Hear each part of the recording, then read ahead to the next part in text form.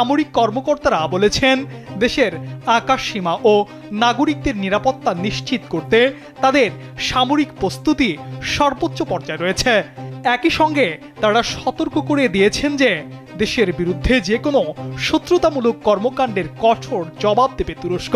দেশটির মন্ত্রণালয় আরও জানিয়েছে, ক্ষেপণাস্ত্র ধ্বংসের পর এর কিছু ধ্বংসাবশেষ তুরস্কের দক্ষিণাঞ্চলের গাজিয়াতেপ এলাকায় ভূপাতিত হয়েছে, তবে এতে কোনো হতাহত বা আহতের ঘটনা ঘটেনি।